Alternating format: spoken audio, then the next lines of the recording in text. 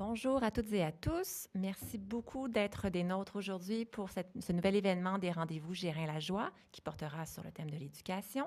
Avant de débuter et de vous présenter nos invités, je vous invite à visionner une vidéo de la ministre des Relations internationales et de la francophonie du Québec, Madame Martine Biron. Bon événement.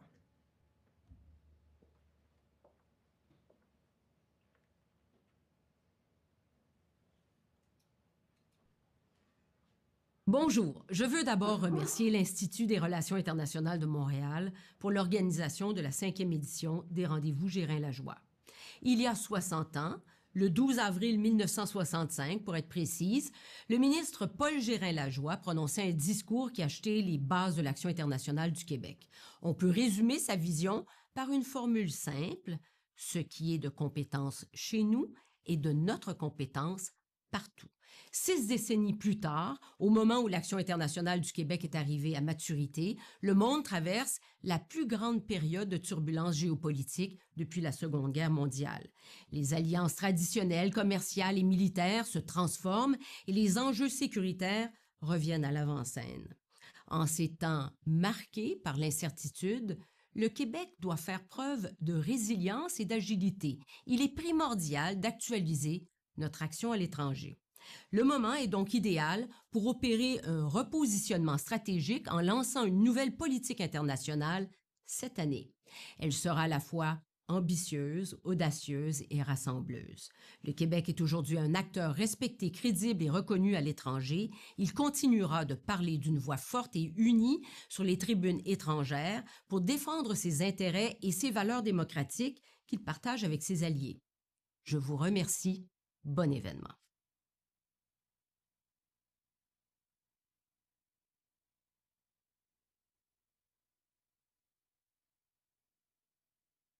Ah non, oui, ça marche. 1, 2. Bonjour.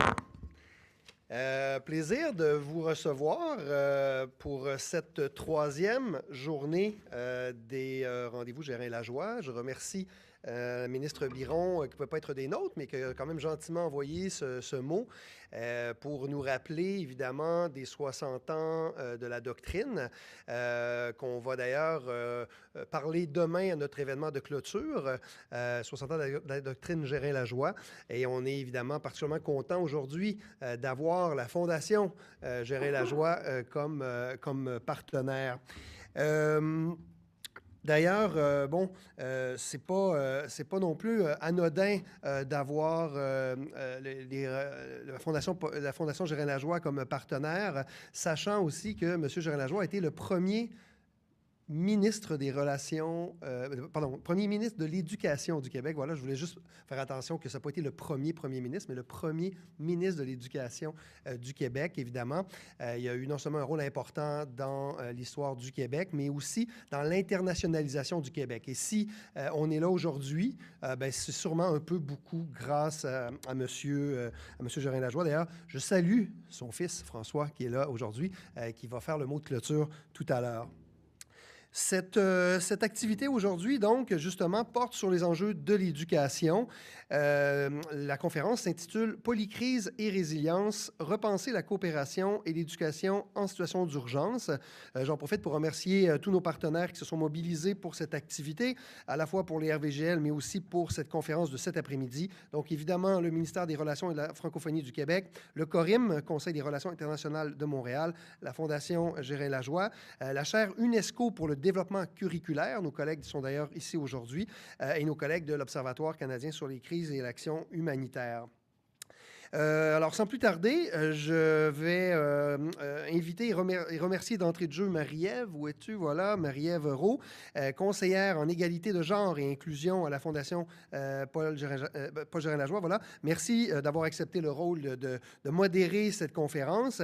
Je vais te laisser le soin de présenter et de remercier nos panélistes, nos experts qui ont accepté notre invitation cet après-midi. J'en profite d'ailleurs pour saluer un grand nombre de participants en salle virtuelle également. Alors, sans plus tarder, Marie-Ève, je te laisse la parole. Merci beaucoup et bonne conférence. Merci, bonjour à vous. C'est vraiment un plaisir de pouvoir modérer aujourd'hui ce panel. Je suis vraiment certaine, en fait, que la qualité des personnes panélistes que nous avons aujourd'hui vont contribuer à ce qu'on puisse renforcer notre compréhension de quoi on parle quand on parle de résilience des systèmes éducatifs en contexte de crise. Avant de débuter le panel, permettez-moi de dire quelques mots, en fait, sur la Fondation Paul Gérin-Lajoie. À la Fondation Paul Gérin-Lajoie, nous aspirons à ce que chaque enfant, chaque jeune, chaque adulte puisse avoir accès au droit à l'éducation tout au long de la vie, et cela même dans un contexte de crise. Or, on sait dans le contexte dans lequel on vit que les multiples crises climatiques, sanitaires, sécuritaires, sociales compromettent vraiment ce droit fondamental. Offrir des opportunités d'apprentissage diversifiées pour les enfants, les jeunes et les adultes qui ont été déscolarisés ou qui sont non scolarisés en contexte de crise constitue vraiment une priorité stratégique à la Fondation Paul Gérin-Lajoie. Nous savons que chaque année, près de 40 millions d'enfants sont sortis, en fait, de leur milieu scolaire à la suite d'une crise due à des catastrophes naturelles ou des épidémies. Les polycrises exacerbent également les inégalités, particulièrement pour les filles, les femmes, mais aussi les communautés qui sont marginales ou vulnérables. Puis ça a un impact, vraiment, pour lequel on considère qu'il faut agir. On travaille fort face à ces défis à la Fondation Paul Gérin-Lajoie et en étroite collaboration avec les partenaires locaux avec lesquels on travaille pour offrir, en fait, une approche qui est holistique puis qui est transformatrice.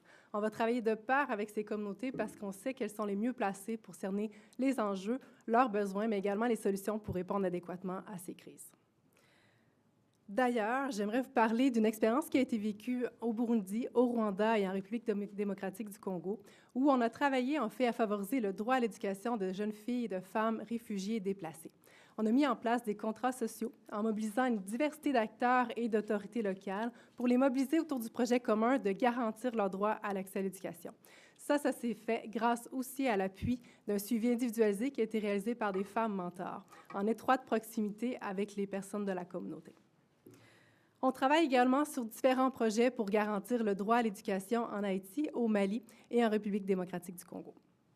Notre travail s'articule autour de partenariats équitables qui placent réellement les personnes avec lesquelles on travaille au cœur des discussions et des décisions. Nous développons des stratégies d'apprentissage alternatives et innovantes, formelles et informelles. Nous contribuons à rebâtir les systèmes éducatifs en contexte de crise, mais aussi post-crise. Nous considérons également l'ensemble des besoins psychosociaux des jeunes, des élèves, du personnel enseignant. Notre objectif est de créer des cadres d'apprentissage qui sont inclusifs, équitables, sûrs et sains, et que l'ensemble des jeunes, des élèves et des personnes apprenantes puissent se sentir respectés et valorisés. Alors aujourd'hui, dans le cadre de ce panel, je suis certaine que les échanges que nous aurons vont nous permettre d'affiner nos réflexions et de voir ensemble comment on peut mettre nos efforts, nos expertises pour contribuer à ce que le droit à l'éducation soit accessible à toutes et tous. Alors, pour le déroulement de ce panel, je vais vous expliquer comment nous allons faire. Nous avons la chance d'avoir 2 personnes panélistes en salle ici et une personne virtuelle. Chacune d'elles aura accès à une dizaine de minutes pour présenter sa perspective. À la suite de ça, il y aura un échange entre les personnes panélistes, suivi d'un temps de discussion avec les personnes du public. Alors, sans plus tarder, je vous présente notre première personne panéliste, M. Olivier Arvizet. Olivier Arvizet est professeur au département de didactique de la Faculté des sciences de l'éducation de l'Université du Québec à Montréal. Il est coprésident scientifique de la chaire UNESCO de développement curriculaire, ainsi qu'un membre du comité scientifique de l'Observatoire canadien sur les crises et l'aide humanitaire. M. Arvizet est notamment spécialisé dans l'éducation en situation d'urgence. Dans ce domaine, ses recherches portent sur les initiatives d'éducation et l'apprentissage autonome dans les camps de réfugiés, la protection de l'enfance à travers les apprentissages socio-émotionnels, l'éducation sous les groupes armés et les proto-États totalitaires et l'impact de la guerre sur les élèves. M. Arvizet, à vous. Je vous invite à l'avant.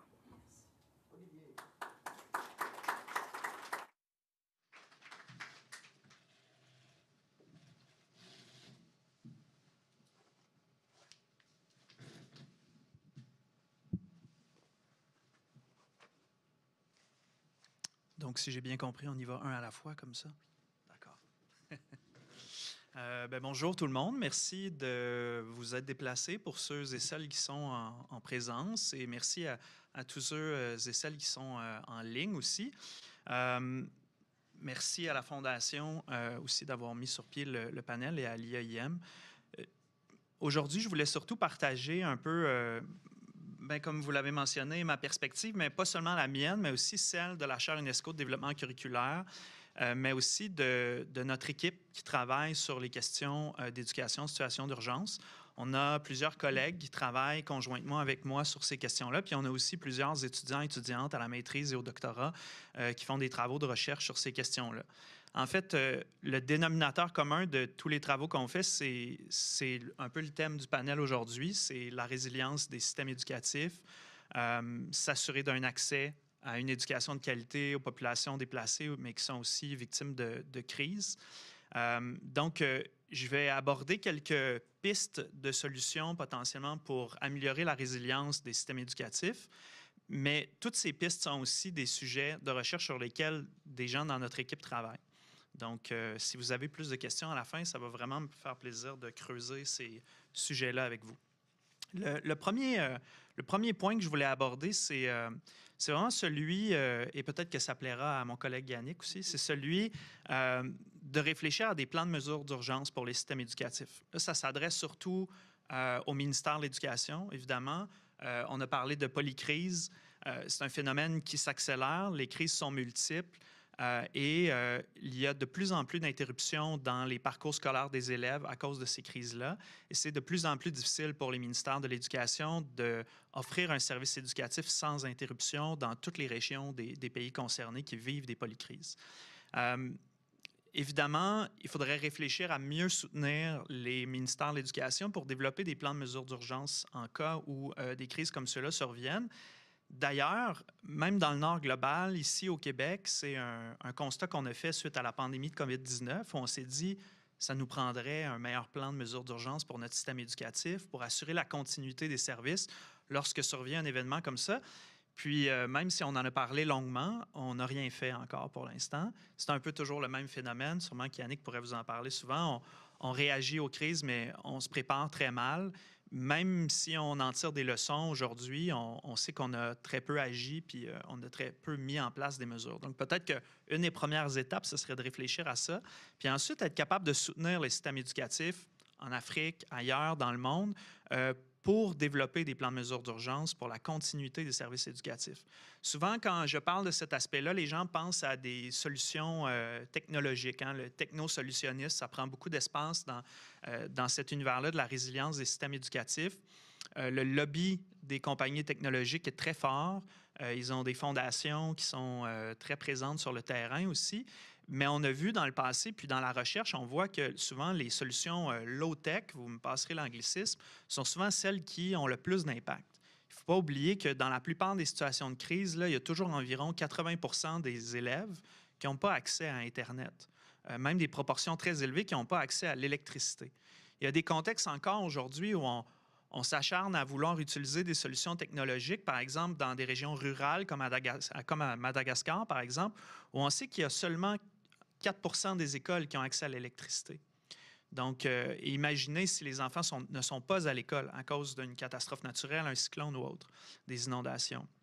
Donc, dans beaucoup de contextes, la radio éducative, qui est une vieille solution, fait encore ses preuves. C'est probablement souvent le meilleur moyen de rejoindre les populations, rejoindre les élèves dans beaucoup de cas.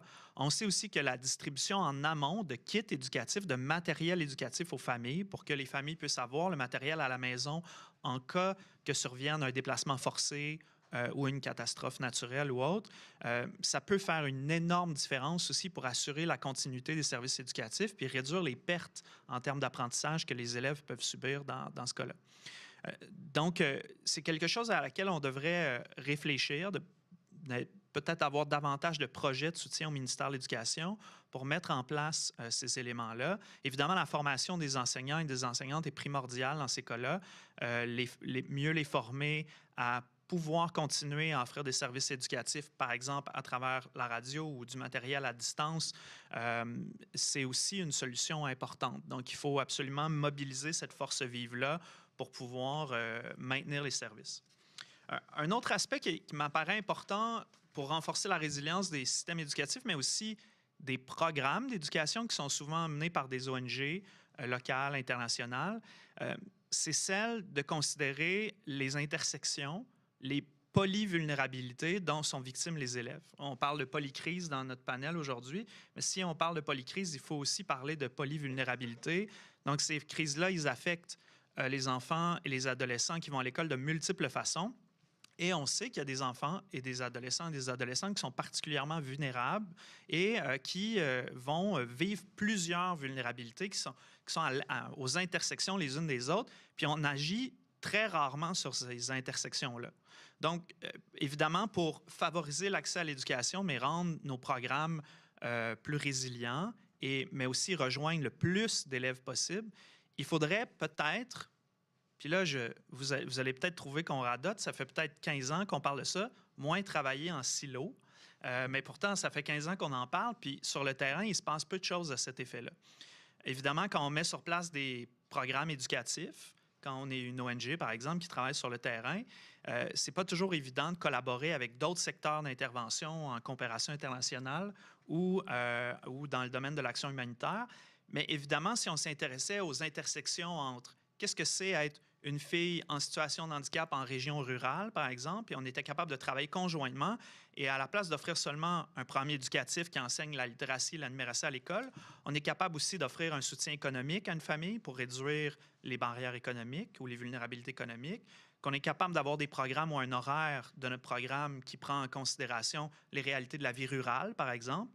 Ça pourrait aussi agir sur une autre intersection. Si on avait des programmes qui sont davantage sensibles au genre, si on a des programmes, par exemple, qui fournissent du matériel d'hygiène menstruelle pour les filles, bien, en agissant sur toutes ces intersections-là, on arrive à avoir plus d'élèves dans la classe et éventuellement des élèves qui réalisent des apprentissages et pour qui ça peut avoir un impact à long terme sur leur vie. Donc, des approches plus inclusives qui considèrent ces intersections-là, ça m'apparaît aussi important de regarder le problème de l'autre bout de la lorgnette des polycrises, mais aussi des polyvulnérabilités. Une autre thématique qui nous intéresse dans notre équipe, c'est aussi la littératie scientifique des élèves.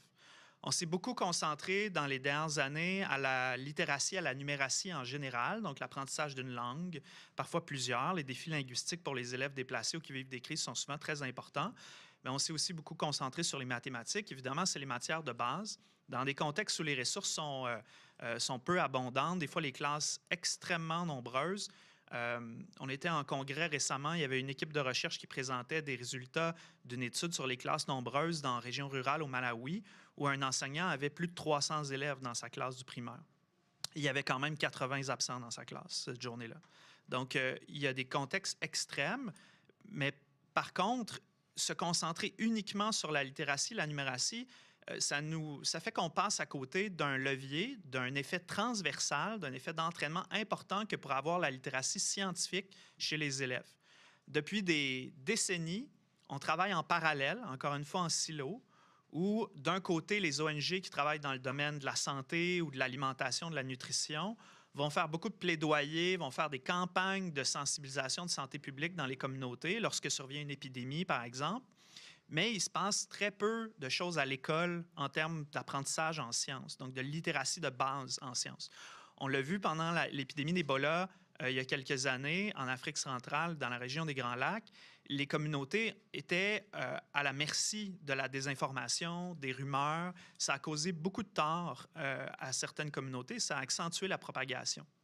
Évidemment, on pourrait amplifier les effets des interventions en santé, en action humanitaire ou en alimentation, si les communautés avaient une meilleure littératie scientifique. Puis ça passe bien souvent par les élèves au primaire, mais aussi au secondaire qui vont dans les écoles ou dans les programmes éducatifs qui sont menés par les ONG. Il y a certaines initiatives qui ont montré des choses intéressantes avec des potagers à l'école, par exemple, pour enseigner des principes, soit des connaissances locales, mais aussi des connaissances scientifiques, sur l'agriculture, par exemple, sur l'alimentation, mais aussi sur la santé. Donc, il faudrait peut-être... parfois, on a tendance à vouloir réduire ce qu'on enseigne parce que c'est dans des conditions qui sont difficiles ou on manque de ressources, mais peut-être qu'on pourrait faire des choix aussi dans cette réduction-là pour inclure davantage la littératie scientifique. Un autre phénomène qui est très important, c'est celui de la santé psychologique des élèves, mais aussi des enseignants et des enseignantes. Puis je vais terminer sur ce point-là. Il y a plusieurs années, on a fait le constat que l'alimentation, donc manger, c'était un déterminant important pour être capable d'apprendre, être en mesure d'apprendre. Ça fait longtemps qu'on sait ça, qu'on est arrivé à ce constat-là. On savait que si les enfants mangeaient pas convenablement, ils n'étaient pas dans les bonnes dispositions pour pouvoir apprendre, c'était plus difficile. Mais c'est la même chose avec la santé mentale et le bien-être. Quand on vit dans des environnements de polycrise, où on est exposé à des stresseurs universels importants, où on vit potentiellement des événements traumatiques, bien, ça nous place dans des dispositions qui sont extrêmement difficiles pour apprendre dans ces contextes-là.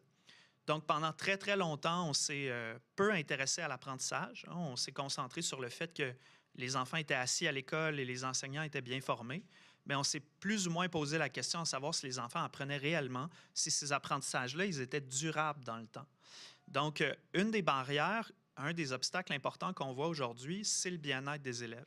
Malheureusement, dans beaucoup de contextes, ils ne sont pas dans des dispositions adéquates sur le plan individuel, sur le plan psychologique, pour être capables d'apprendre. Puis là, si on ajoute les contextes extrêmes dans lesquels ils essaient d'apprendre, avec des classes de grande taille, par exemple, bien évidemment qu'on ne peut pas s'attendre à ce que les apprentissages qu'ils réalisent en littératie, en numératie, soient très profonds, très durables, qu'ils soient capables d'automatiser la lecture, par exemple, qu'ils soient capables de faire des opérations mathématiques simples ou même un peu plus complexes à long terme.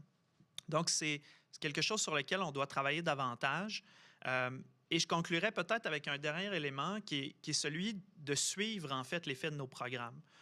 On s'est aussi très peu intéressé au suivi longitudinal de l'effet de nos programmes sur l'apprentissage des élèves. Peut-être qu'il faudrait réfléchir davantage à travailler basé sur la preuve.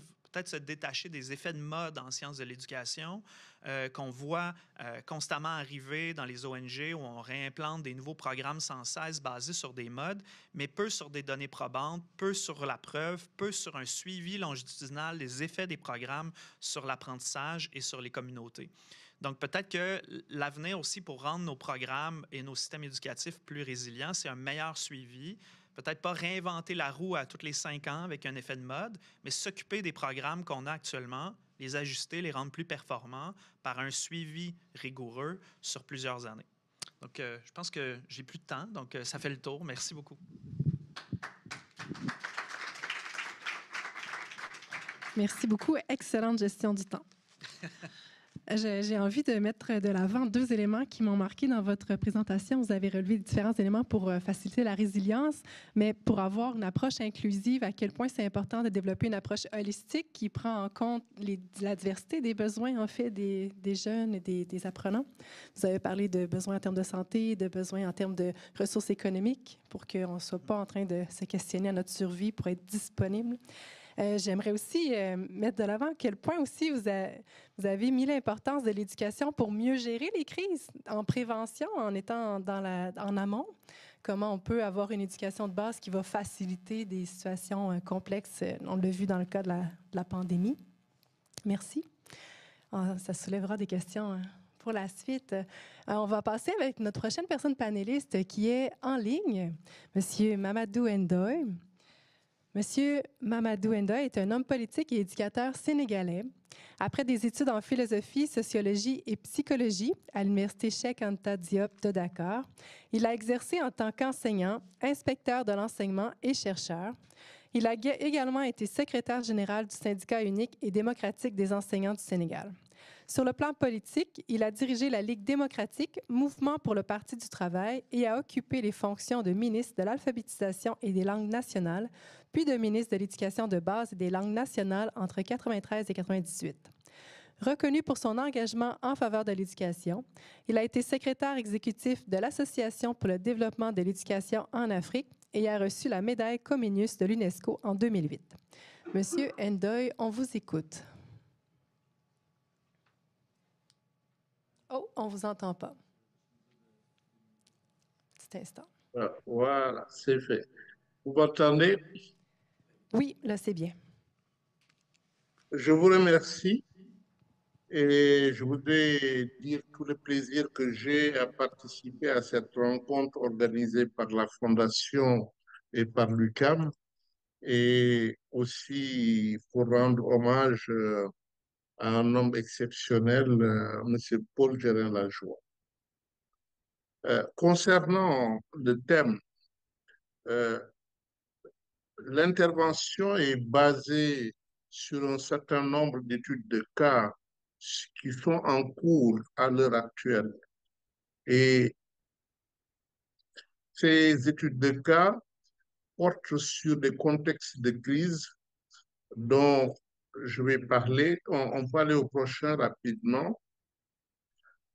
Ces contextes de crise concernent... Est-ce qu'on peut aller au prochain? Concerne donc... c'est parti là, je ne sais pas qu'est-ce qui s'est passé. Voilà, la prochaine, elle est la bonne.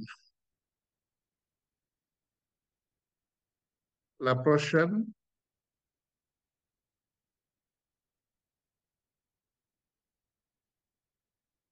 merci. Ces contextes de crise concernent trois caractéristiques dont j'ai parlé dans la dernière. Je crois qu'il y a un problème avec le mouvement. Voilà. Les situations politiques où il y a des conflits armés, et les maladies épidémiques et endémiques, les phénomènes climatiques extrêmes qui ont secoué beaucoup de pays. Et surtout avec des conséquences terribles. Euh, il y a des populations qui sont massivement déplacées internes, mais aussi des populations qui quittent leur pays et qui deviennent des réfugiés. Destruction des infrastructures telles que les routes, les ponts, les édifices publics, les hôpitaux, les écoles, et la création de zones de non-droit dont on ne parle pas très souvent et qui sont très propices justement au déchaînement de la violence des bandes armées, que ce soit des terroristes ou simplement des bandits, avec un impact très fort sur les enfants, notamment le recrutement, l'enrôlement des enfants dans des bandes armées, les garçons notamment, et l'esclavage sexuel des filles. Des situations humanitaires ont frise la famine et des impacts notamment en termes d'appauvrissement, de, euh, d'appauvrissement, mais surtout de traumatisme pour les populations. Et ces traumatismes conduisent toujours, souvent à des fractures sociales où on a des problèmes quelquefois de conflits entre les communautés. On peut y aller.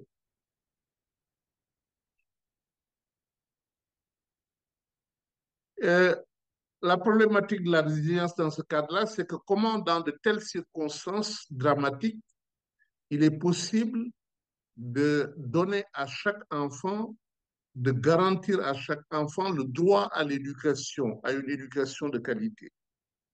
Et vous voyez la situation telle qu'elle est dans le monde à l'heure actuelle.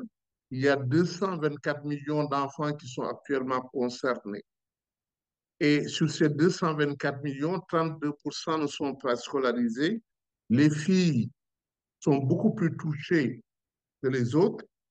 Et en plus de ne pas aller à l'école, les troubles fonctionnels qui frappent les enfants, tout cela constitue une situation dramatique dans laquelle livrer l'éducation est un véritable défi. Et parmi ces défis, on peut citer le fait que euh, assurer la sécurité et le maintien des élèves et des enseignants est tout un problème. Comment rouvrir les classes et les écoles fermées à cause des conflits ou bien en ouvrir de nouvelles? Comment assurer la continuité de l'apprentissage alors que plusieurs événements viennent interrompre dans une situation d'instabilité chronique? Comment adapter le curriculum aux besoins de l'urgence? Comment soutenir du point de vue psychosocial cette fois-ci les enseignants et les élèves compte tenu de ce que nous avons dit tout à l'heure? Et comment faire face à la pénurie d'enseignants et d'intrants parce que les enseignants, pour la plupart, fuient ces zones d'insécurité et les intrants ont été détruits par le conflit. On parlait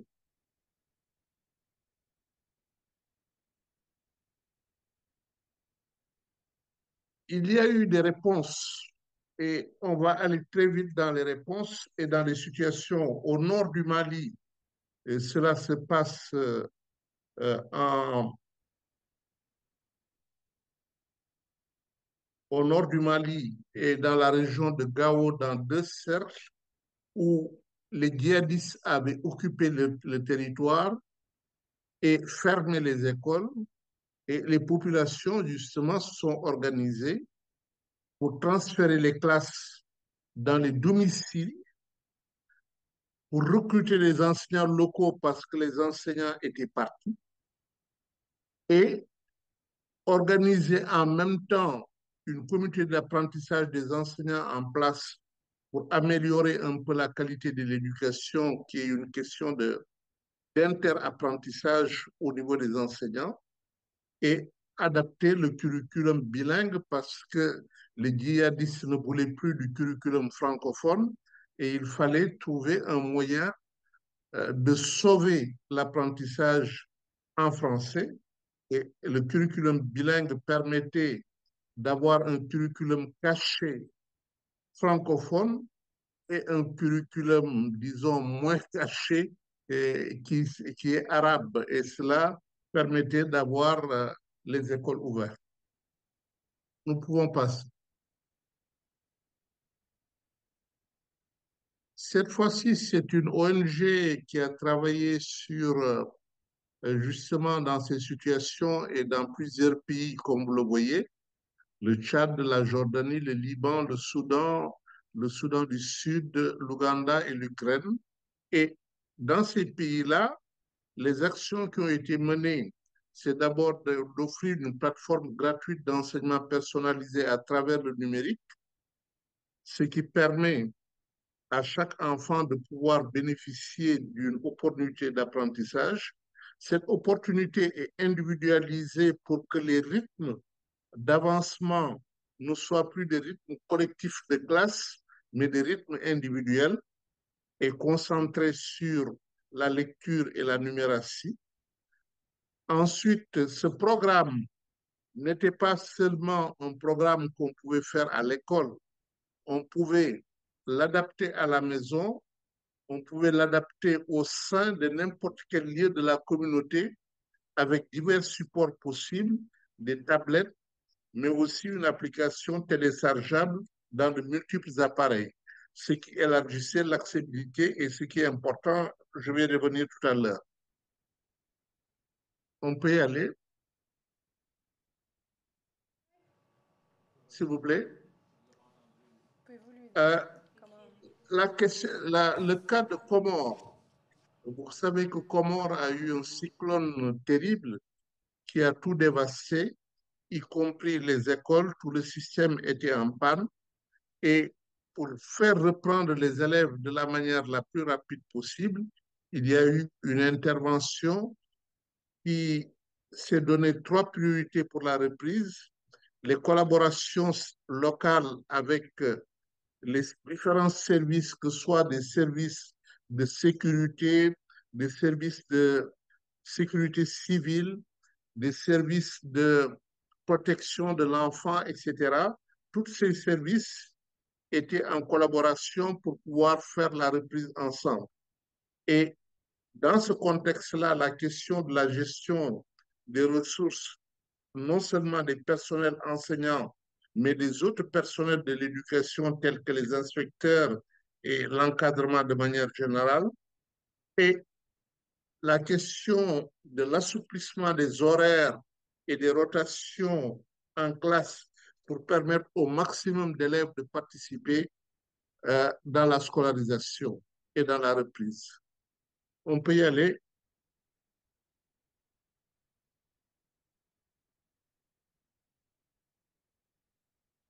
Quelles ont été les réussites? Les réussites sont ici relatives parce qu'il s'agit de bouées de sauvetage pour l'éducation des enfants. Mais ce qu'on a réussi, c'est réintégrer un grand nombre d'enfants dans le système, c'est améliorer la fréquentation scolaire, c'est relever les résultats scolaires au-dessus de la moyenne, c'est améliorer l'équité de l'apprentissage, notamment entre les filles et les garçons. Ce sont donc des résultats remarquables dans des situations aussi exceptionnelles. Mais pourquoi on a pu les réussir? Quels sont les facteurs? Prochaine, s'il vous plaît. Les principaux facteurs sont, premièrement, l'agentivité de la communauté, qui a pris en main le modèle éducatif qui se l'est approprié. Le second facteur, c'est l'identification et la valorisation des ressources endogènes, puisque les ressources habituelles des systèmes n'étaient plus là. Comment voir les ressources au niveau local, les identifier et les mobiliser pour remettre la scolarité en place. Mais l'un des facteurs de succès le plus important, c'est la flexibilisation du modèle éducatif pour pouvoir l'adapter à l'espace. Par exemple, pouvoir déplacer les classes des écoles vers les domiciles. Par exemple, adapter les horaires. Par exemple, avoir un enseignement individualisé qui suit un rythme individuel et non un rythme collectif de la classe. Tout cela fait partie de ce que j'appelle flexibilisation du modèle. Et le quatrième facteur le plus important, c'est la contextualisation, puisque cela ne marche que si ce qui est entrepris est acceptable au niveau culturel, au niveau local, mais aussi répond aux capacités locales, répond aux ressources locales. Donc, le contexte est déterminant pour la réussite de ces expériences-là. Prochaine. Alors, les principaux enseignements, je vais parcourir très rapidement. Il faut pouvoir cibler les couches les plus touchées. Pour pouvoir le faire, il faut établir une carte des vulnérabilités. Et cela, ne pas oublier que ces crises se passent sur un bassin déjà fragilisé par la pauvreté et par d'autres crises qui ont précédé. Ce qui fait qu'au Tchad, par exemple, pour donner un exemple, non seulement on voit que les filles ont été les plus touchées, mais quand on fait l'intersection filles urbain, rural, pauvres, riches, on se rend compte que les filles au niveau rural et pauvres ont été beaucoup plus touchées dans le long terme que les autres couches. Et donc, la question de l'intersectionnalité est une question importante pour pouvoir cibler. Prochain. L'utilisation du numérique marche dans certains cas, comme on l'a montré, mais cela ne marche que si on prend en compte l'accessibilité. Dans le cas que nous avons vu, cette prise en compte est faite, mais quand vous regardez les chiffres ici, vous verrez qu'on ne peut pas faire fi de l'accessibilité, car si on le fait, on va accentuer les inégalités dans l'utilisation du numérique. Et regardez bien les chiffres et les écarts qu'il y a entre milieu rural et milieu urbain, et vous vous rendrez compte que si vous vous contentez d'utiliser le numérique sans prendre en compte l'accessibilité, vous allez aggraver les inégalités qui sont en place. Les collaborations, on en parle, l'approche sectorielle, tout ça signifie qu'on ne peut pas analyser et agir dans l'éducation comme si c'était une île. L'éducation est en interaction avec d'autres secteurs et il faut faire les collaborations avec ces secteurs-là et avoir du point de vue de l'approche, c'est-à-dire de l'analyse comme de la mise en œuvre, une intersectorialité qui permet d'avoir un impact collectif. Sans cet impact collectif, il est difficile d'assurer la réussite. La crise comme laboratoire, je termine par là, signifie simplement que la crise peut nous aider à avoir les possibilités de transformer le système éducatif. La Monsieur question Ndeuil, oui, est-ce que c'est possible de conclure en 1 minute, s'il vous plaît? oui, je conclus en disant simplement que cette crise comme laboratoire permet de pouvoir mettre en place les bases même de la transformation de l'éducation. Évidemment, à condition de faire le travail de capitalisation et de modélisation qui ne suffira pas, parce que comme on en parlait, il faudra aussi tenir compte de la nécessité de la mise à l'échelle ou de la reproductibilité qui demande la prise en compte des facteurs contextuels de réussite. Si on ne les prend pas en compte, on ne pourra ni mettre à l'échelle, ni reproduire dans une autre situation. Le reste, c'est simplement aller au-delà de l'urgence. Il faut qu'on comprenne que nous sommes dans un monde devenu incertain, dans un monde où les crises vont intervenir de plus en plus. Et dans ce monde-là, il faut planifier la contingence. Et la planification de la contingence demande de mettre en place ce que nous voyons ici, c'est-à-dire des systèmes d'alerte rapide, une évaluation continue des risques, le renforcement des capacités et la création de maintien de capacités de réserve et d'entreposage de fournitures humanitaires. Je m'en arrête là. Merci beaucoup. Alors, plusieurs atomes crochus avec notre premier panéliste. J'ai noté plusieurs éléments, les limites du numérique, l'importance d'avoir une approche holistique. M. Ndeye a ajouté l'élément de la prise en compte de la protection, qu'on n'avait pas discuté plus tôt, mais effectivement, si on veut s'assurer que les enfants et les jeunes soient en sécurité pour pouvoir poursuivre leur éducation. Un élément super important dans un contexte où de plus en plus de gens s'intéressent à la décolonialité, aussi l'importance de prendre en compte les savoirs endogènes puis les ressources locales pour trouver des réponses appropriées. Clin d'œil aussi avec les low-tech précédemment. On passe à notre dernière panéliste, Mme Mona Laroussi, que je vous présente à l'instant. Mona Laroussi, elle est professeure à l'Université de Carthage en Tunisie et à l'Université de Lille en France. Son parcours académique comprend un diplôme d'ingénieur en informatique, un DEA, un doctorat et une habilitation universitaire, tous dans le domaine de la technologie éducative. Actuellement, Mona Laroussi occupe le poste de directrice de l'Institut de la francophonie pour l'éducation et la formation à Dakar, au Sénégal. L'IFEF est une structure relevant de l'Organisation internationale de la francophonie, soulignant son rôle fédérateur dans le paysage éducatif francophone. De septembre 2014 à septembre 2017, Mona Laroussi a apporté son expertise à l'Agence universitaire de la francophonie en tant que directrice exécutive de l'Institut de la francophonie pour l'ingénierie de la connaissance et la formation à distance à Tunis. Les travaux de recherche de Mona Laroussi se concentrent principalement sur les environnements informatiques pour l'apprentissage humain. Elle s'intéresse particulièrement à la manière de conjuguer l'adaptation, la contextualisation et l'appropriation des technologies éducatives. Mona Laroussi a largement contribué à la littérature académique en tant que co-auteure de plusieurs chapitres d'ouvrages et de publications dans des revues internationales. Elle a également présenté ses travaux lors de nombreuses conférences nationales et internationales, renforçant ainsi son influence dans le domaine de la technologie éducative et de l'apprentissage personnalisé. Merci. Mona, c'est à toi.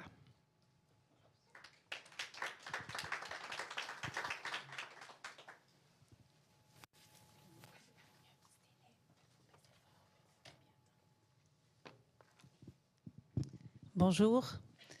L'avantage quand on parle à la fin, c'est qu'il y a beaucoup d'aspects qui ont été abordés. Donc, je vais aller rapidement au bonheur de Marie-Ève. Et l'autre avantage aussi, c'est que quand on parle et que les deux collègues qui t'ont précédé ont remercié, je suis obligée de faire la même chose. Donc, merci à l'UQAM et merci à la Fondation de m'avoir associée à ce panel qui est intéressant, surtout dans ce contexte actuel, et on va y aller dans ce sens. Ce que je vais présenter au début, je pense que ça a été abordé par mes deux prédécesseurs. Donc, les situations de crise ont bien été explicitées. Une seule crise que vous n'avez peut-être pas bien démontrée, mais vous en avez parlé, c'est les crises économiques. Parce qu'on a parlé de pandémie, on a parlé de catastrophes naturelles, de changements, de conflits. Mais la crise économique est très importante, surtout post-conflit. Et quand on parle de crise économique, ça touche principalement les femmes et les petites filles. Parce que quand il y a un problème d'argent dans un couple et dans une famille, c'est les filles qui subissent en premier lieu ce problème de crise, et c'est elles qu'on fait partir de l'école, parce que s'il n'y a pas de frais de scolarité au décollage, pour les deux, on va choisir le garçon. Donc ce problème de crise économique a été abordé, mais c'est surtout qu'il fragilise plus les filles que les garçons dans les salles de classe. Je vais revenir un peu après à la relation de la crise et des crises. À côté de ces crises qui existent et qui sont dans lesquelles on vit, il y a une crise structurelle dans lesquelles l'éducation baigne. Vous l'avez évoqué, mais je vais revenir là-dessus parce qu'il y a un manque d'enseignants, et je vais revenir après sur les chiffres, mais c'est un chiffre énorme, et même le chiffre, on n'arrivait pas à le quantifier. Donc il y a un grand nombre d'enseignants, pas qu'uniquement dans les pays africains, mais même dans les pays développés, il y a un manque d'enseignants. Il y a aussi un accès non équitable à l'éducation. Tout à l'heure, M. Ndoye a présenté le chiffre énorme de personnes qui n'ont pas encore accès à l'école. Le problème de l'EFH existe, même si on a réussi à faire entrer des filles plus, mais les filles, même si elles accèdent à l'école, elles n'arrivent pas à aller beaucoup plus loin, et ils ont un problème d'accès au STEM, aux matières technologie, multimédia, qui ramène plus de financement dans la famille. Il y a aussi un problème du numérique et d'électricité également, et puis aussi on parle très rarement d'un financement national, et je reviendrai là-dessus. Donc pour revenir, pour rester dans les temps, je vais juste annoncer les chiffres. Je sais que vous n'allez pas les retenir parce que c'est toujours des chiffres qu'on annonce pour montrer que le nombre est important. Mais disons que 69 millions d'enseignants supplémentaires sont nécessaires aujourd'hui pour atteindre ce qu'on veut en termes d'objectifs durables 2030. C'est énorme. Sur les 69 millions, une partie au primaire et une partie au secondaire. Et puis très souvent, on dit le niveau des étudiants, je suis à l'université, n'est pas bon, on a un manque d'enseignants à l'université. L'université, elle reçoit des élèves. Donc si on veut agir quelque part, il faut qu'on agisse au niveau du primaire et du secondaire pour arriver au supérieur. Je suis universitaire, je suis très d'accord sur le fait qu'on doit améliorer les accès à l'université. Mais en même temps, il ne faut pas oublier qu'une partie vient du primaire et du secondaire. Donc à cela, et puis un petit clin d'œil. Bon, je vais laisser les chiffres parce que ce n'est pas important, mais c'est pas assez important, mais le fait de les retenir n'est pas important. Mais sachez que le grand nombre est dans les pré-primaires, 79%, 71% dans les enseignements secondaires. Et puis même si les enseignants existent, ils n'ont pas les qualifications pour être des enseignants. C'est généralement recruté sur le tas. Parfois, ils corrigent une dictée en rajoutant des fautes. La situation est grave et donc il faut qu'on agisse sur ça. Et puis, tout à l'heure, M. Ndoye a dit que les enseignants ne se déplacent pas dans les zones à risque. Ils ne se déplacent même pas. C'est-à-dire que s'il est affecté dans un petit village, ok, je suis affecté, peut-être que je vais recevoir un salaire, peut-être non, mais il ne se déplace pas. Et puis, dans certains pays, le personnel d'enseignement, c'est des femmes, et d'autres, c'est que 25%. Donc, en moyenne, il faut aussi renforcer la junte féminine dans ces emplois. Je ne vais pas le dire, ça, 250 millions d'élèves d'accès n'ont pas toujours accès, ne sont pas scolarisés, vous les avez dit. Les zones rurales sont les plus démunies. Le nombre d'enfants non scolarisés a diminué après le Covid, a augmenté. La situation est très difficile. Mon collègue tout à l'heure, il a parlé de 300 élèves avec 80 absents. On les vu, on les voit. La moyenne, quand on prend les écoles privées et tout ça, c'est de 80 élèves. C'est énorme. Ils se partagent une petite table là. Ils sont à 4 à 5 autour de cette table-là. Et même en manuel scolaire, ils ont un manuel qui se partagent tous ensemble. Donc, ça, c'est vraiment des crises structurelles qu'on peut rajouter. Après, les enfants ne peuvent pas lire et comprendre. Ça, c'est le rapport du PASEC et de la Banque mondiale. 53% des élèves dans les pays à revenus intermédiaires ne savent pas lire un texte qui à l'âge de 10 ans. Ce chiffre-là, malheureusement, a augmenté en post-Covid de passer à 53 à 63% de ces élèves-là. Parce que pour la Covid, on a perdu 2 années de compétences réelles sur le tas. Les innovations liées de la crise, tout à l'heure, vous l'avez dit. Donc, on a des crises, on a toujours trouvé un moyen pour remédier à des crises. De matin, je parlais avec Marie-Ève, j'ai dit les meilleures innovations, ce sont des innovations qui sont venues pour résoudre un problème parce qu'elles leur permettent d'exister. Donc, pour résoudre le problème des crises, on s'est destiné rapidement au numérique et aussi à des plans d'urgence. OK, ça marche. Donc, on a mis en place des plans d'urgence rapidement.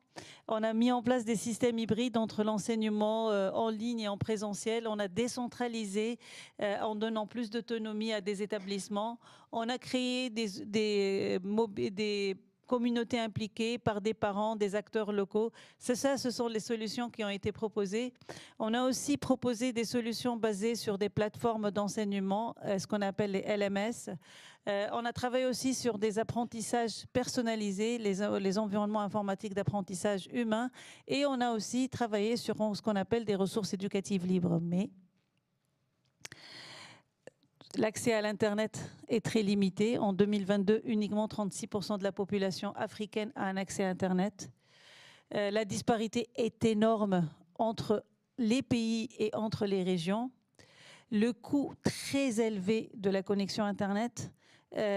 Quand on achète 3 mégas, 3 mégas, c'est même pas un film, c'est 5 minutes d'un film, ça coûte 15 €. Peut-être 20 $ canadiens, donc c'est énorme. Le coût est énorme, l'accès est difficile. On l'a vécu, puis il y a l'électricité et la connexion à l'électricité. Et puis quand on a un seul dispositif connecté dans une famille, il ne va pas à l'enfant, c'est aux parents qui va. Et il va négocier l'enfant pour qu'il ait accès à ce dispositif pour pouvoir suivre.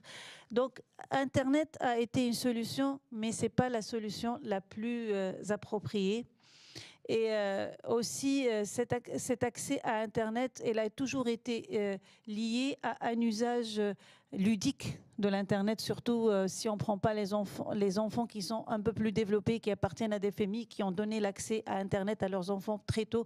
Donc cette association d'usage de jeux pour Internet a un peu aussi biaisé l'usage éducatif de l'Internet, parce que l'enfant voyait sur Internet plutôt de jouer, de partager, de parler à leurs enfants. Et à un certain moment, après la Covid, on parlait d'alphabétisation d'enfants qui avaient 5 ans d'usage de l'Internet parce qu'ils l'utilisaient autrement, le numérique, parce qu'il n'y a pas que l'Internet dans le numérique qui a tout cet usage-là. Donc aussi... si on prend le numérique comme solution innovante, on a remarqué que l'enseignant est beaucoup moins avancé que ses élèves. Donc là, c'était aussi une question qui nous incombe. Que les REL, les ressources éducatives libres que nous avons mis en place, nécessitent un minimum en informatique et la plupart ne l'ont pas, surtout les enseignants, comment les utiliser. Et aussi que les ressources éducatives qui sont sur Internet, ils sont en anglais, en chinois, en espagnol et en arabe, ça c'est dans l'ordre de leur existence, mais très peu dans les langues locales. Et tout à l'heure, on a parlé de connaissances endogènes et de compétences. Aussi, on a utilisé Internet à droite et à gauche sans penser à la souveraineté numérique de ces enfants à qui on partage leurs données sur Internet, et aussi à toutes les cyberattaques et toutes les possibilités d'avoir un détournement de cet usage.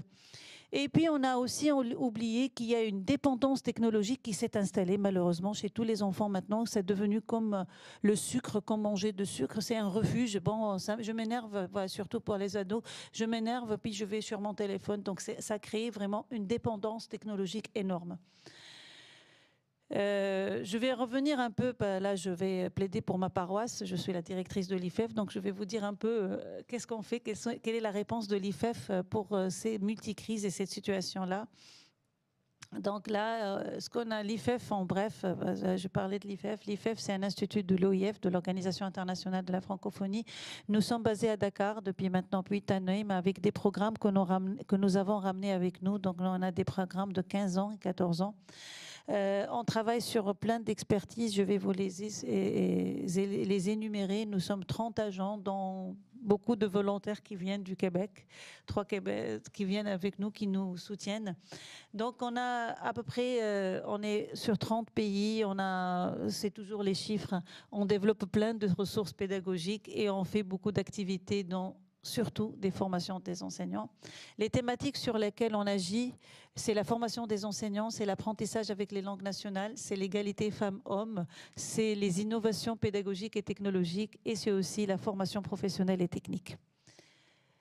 Donc, quelle était notre réponse par rapport à toutes ces crises économiques et sociales? Donc, on a travaillé beaucoup sur des plaidoyers, sur des études, sur des évaluations. On a passé de l'expérimentation, le laboratoire dont M. Ndeuil parlait tout à l'heure, à justement la mise en échelle.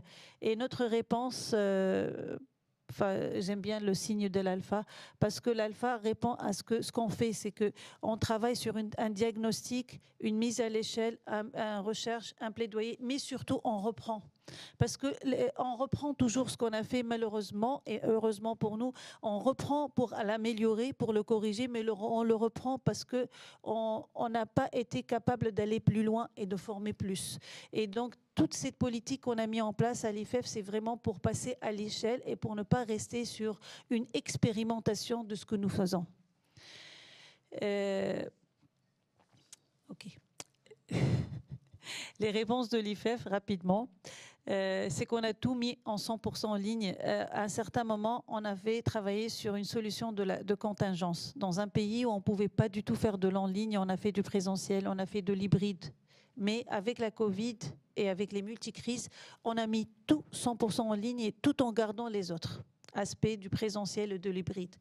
On a travaillé aussi sur tout ce qui est... Bon, là, vous avez deux plateformes, IFADEM 100% en ligne et Relief. Relief, c'est une plateforme de ressources pédagogiques pour les enseignants sur l'intégration du genre. Donc, vous avez une plateforme où les ressources sont structurées par thématique, par niveau, et que la fiche peut être déployée directement dans la salle de classe. Et on a aussi travaillé sur les langues nationales. Donc là, vous allez voir que... Voilà, les langues nationales où on a créé des ressources pédagogiques en langue nationale. J'arrive surtout à cet aspect-là qui est important. Je vous ai dit tout à l'heure qu'on s'est basé sur le numérique, mais le numérique n'a pas été la bonne solution pour toujours parce qu'il y a un problème de connexion sur Internet, il y a aussi un problème d'électricité. Donc on a travaillé sur ce qu'on appelle les modes déconnectés. Donc on a offert, peut-être que les mots, je vais vous dire, semblent barbares pour les non-informaticiens. Ce qu'on a utilisé, les Raspberry Pi 4, qui sont des serveurs qui permettent un accès offline, en hors ligne, à toutes nos ressources. Et donc, ces ressources-là sont disponibles comme si les personnes sont connectées sur Internet. On a aussi fait quelque chose que je trouve très intéressant. On a transformé les téléphones qui ne servaient plus parce que les jeunes changeaient leur téléphone rapidement. On a transformé ces téléphones en serveurs et on les a utilisés pour qu'ils soient les téléphones qui servent à partager les informations. Elle me demande de conclure, donc ça, les ressources nationales. On a parlé tout à l'heure d'alphabétisation numérique. On a mis en place des ressources pédagogiques pour une alphabétisation numérique avec des modules qui sont très utilisés. Et on a aussi travaillé là-dessus pour terminer et pour mettre à disposition toutes les ressources pédagogiques. Pour aller plus loin, mais je pense que tout ça a été donné par mes collègues, donc je vais conclure là-dessus.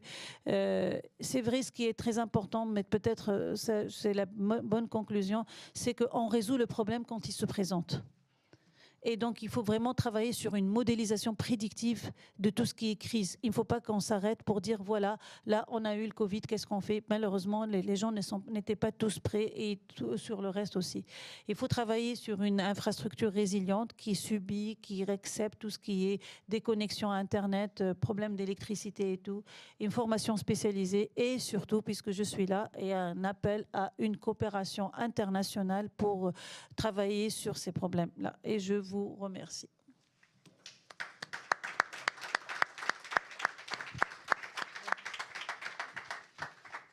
Merci Mona, désolée de mettre un peu de pression sur le temps.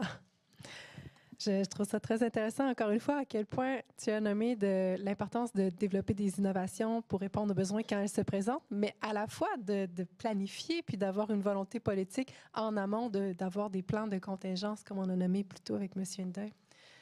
L'aspect de l'intersectionnalité aussi, encore une fois, qui est sorti pour s'assurer que personne ne soit laissé pour compte. Alors, on entrera dans une période de questions et d'échanges entre les personnes panélistes. Mais j'ai envie d'ouvrir, si dans la salle, il y a des questions qui sont en lien avec les échanges qui seront, sentez-vous bien à l'aise de pouvoir les nommer aussi. Alors, dans un contexte où on a nommé particulièrement dans ta présentation, Mona, où les crises ont généré plusieurs innovations qui, elles, ont généré une autre panoplie de crises à laquelle on doit aussi adresser. Hein. Tu as parlé, entre autres, de pénurie d'enseignement, de l'accessibilité. J'aurais une question à vous poser à tous les trois. On sait, dans un contexte international où on a des objectifs de développement durable, notamment l'objectif numéro 4, qui cible l'accès à une éducation de qualité pour toutes et tous, comment voyez-vous les possibilités pour revaloriser, en fait, la profession d'enseignant?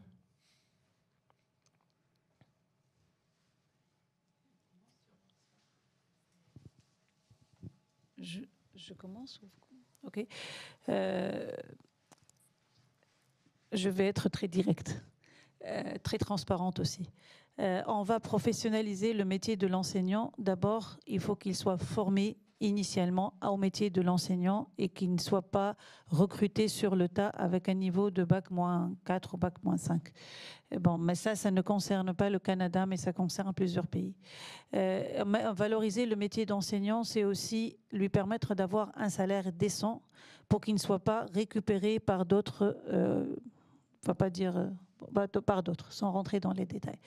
Valoriser le métier de l'enseignant, c'est aussi lui permettre d'avoir une formation continue, permanente, pas uniquement continue quand il y a un événement électoral ou autre. Et valoriser le métier de l'enseignant, c'est aussi lui permettre d'avoir un emploi stable et qu'il soit dans ce métier-là et qu'il n'ait pas une situation de précarité. Après, je pense qu'aussi aujourd'hui, valoriser le métier de l'enseignant, c'est lui permettre de comprendre l'élève qu'il a en face de lui. Parce que je dis toujours qu'on ne peut pas enseigner les élèves d'aujourd'hui comme on a enseigné les élèves du 19e siècle. Cette situation où je suis dans cette position et que les autres m'écoutent parce que je détiens de l'information a changé. Et elle va changer encore plus. Donc, si je dois valoriser l'enseignant, c'est de ne pas le mettre dans une situation de difficulté où il y a un grand gap, enfin, une grande fracture entre lui et l'élève qu'il a en face. Et ça, c'est vraiment, pour moi, les prémices de valoriser le métier d'enseignant. Après, il y a d'autres choses que peut-être mes collègues vont compléter.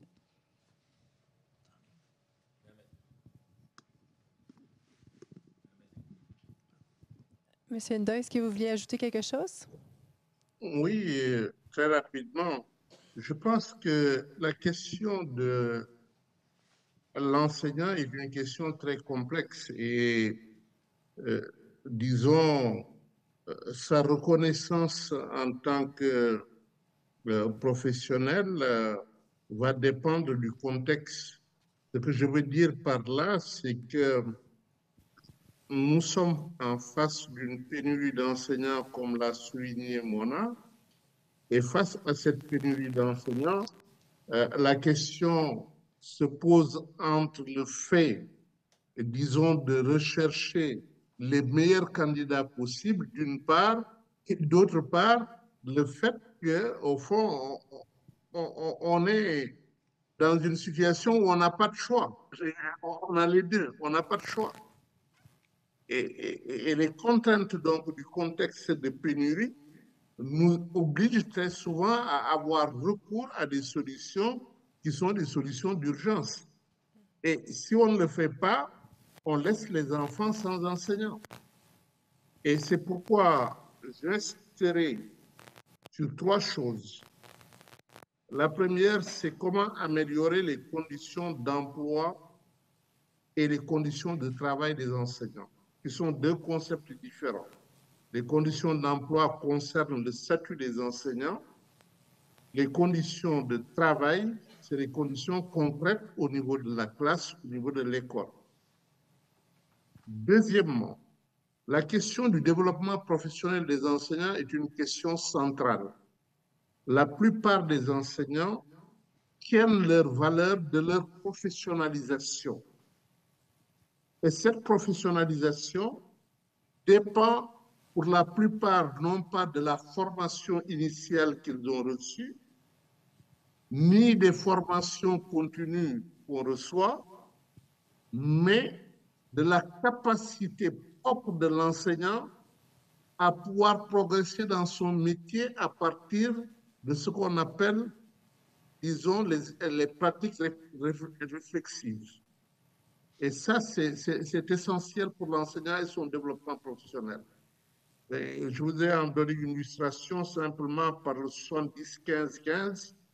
70% d'apprentissage expérientiel pour l'enseignant, 15% qui lui sont donnés par la formation initiale et 15% pour la formation avec les autres collègues. Mais les 70% viennent de lui-même. Et pour que ça vienne de lui-même, il faut qu'on lui donne les moyens de le faire. Donc, voilà, développement professionnel, conditions d'emploi et de travail, surtout gestion des enseignants, parce que la gestion des enseignants pose aussi la question de leur valorisation. Cette gestion, c'est leur affectation, c'est aussi le suivi de leur carrière. Ces choses-là, c'est important. Donc, c'est très complexe, la question de l'enseignant. Et nous n'avons pas les mêmes problèmes pays développés et pays sous-développés. Alors que les pays développés, aujourd'hui, on dit qu'il faut que les enseignants puissent être en compétition avec d'autres secteurs. Nous, on n'a pas ce problème de compétition avec d'autres secteurs. La question qui se pose, c'est qu'on n'a pas d'argent pour recruter des enseignants en nombre suffisant. C'est tout. Ce n'est pas qu'on n'a pas assez de candidats. On a assez de candidats. Alors que dans certains pays développés, le problème, c'est d'avoir des candidats. Merci, M. Hervizet. Je pense que les collègues ont abordé plusieurs points. C'est une grande question, la revalorisation de la profession enseignante, et qui prend plusieurs formes, dépendamment d'où on est dans le monde. Comme on vient tout juste de mentionner, les enjeux sont différents à chaque endroit, mais il n'y a pas de solution magique. À l'heure actuelle, on est pris dans une forme de cercle vicieux avec la pénurie où tout ce qu'on a à offrir et très peu de financement aussi. Tout ce qu'on a à offrir aux personnes enseignantes, c'est des conditions extrêmement difficiles de travail. Même dans certains endroits où les gens ne sont pas toujours rémunérés, les salaires se font attendre. Parfois, il faut attendre plusieurs semaines, plusieurs mois avant d'avoir sa paye. Avoir des classes très nombreuses, très peu de matériel. Donc, à partir du moment où on va réellement vouloir briser ce cercle vicieux-là, puis réinvestir massivement en éducation, on n'arrivera pas à revaloriser la profession enseignante. Parce que s'il n'y a pas suffisamment d'argent, ben, on ne peut pas agir sur la formation et la professionnalisation. S'il n'y a pas suffisamment de gens dans la profession, on ne peut pas améliorer les conditions. S'il n'y a pas suffisamment d'argent non plus, on ne peut pas nécessairement améliorer les conditions matérielles ou physiques de l'enseignement. Peut-être une des seules questions qui n'a pas été abordée, c'est celle du bien-être. J'ai effleuré la question tout à l'heure, mais j'ai surtout parlé du point de vue des élèves. Mais évidemment, le bien-être des enseignants qui vivent des polycrises est fondamental et on s'intéresse peu à cette question-là. On s'intéresse à leur formation, mais on s'intéresse rarement à leur bien-être. Puis on sait que pour l'apprentissage des élèves, l'effet enseignant est fondamental. C'est un des effets les plus forts sur l'apprentissage des élèves. Donc, si on veut une éducation de qualité, on a besoin de très bons enseignants. Ça veut dire des enseignants formés, mais aussi des enseignants qui sont bien, qui sont aptes à être capables de former. Et eux aussi, nos enseignants et nos enseignantes, ils vivent les crises comme les élèves. Ils sont victimes de stress, de ces crises-là, d'événements potentiellement traumatiques. Et on s'intéresse rarement à cette question-là, qui pourrait faire une différence importante, qui permettrait assurément peut-être de les aider à mieux faire leur travail dans des meilleures dispositions individuelles pour qu'ensuite les élèves puissent apprendre. Donc, c'est peut-être la seule dimension qu'on n'a pas couverte, mais tant aussi longtemps qu'il n'y a pas plus de ressources dans les systèmes éducatifs, ça va être très difficile de briser le cercle vicieux qui dévalorise en fait la profession. Merci pour toutes vos réponses. Durant vos interventions, plusieurs parmi vous ont parlé de l'importance de contextualiser aussi les innovations puis les solutions qui sont mises de l'avant pour développer la résilience. Est-ce que vous pourriez détailler davantage sur comment, en fait, favoriser les savoirs endogènes dans cette offre adaptée? Qui a envie de se lancer en premier?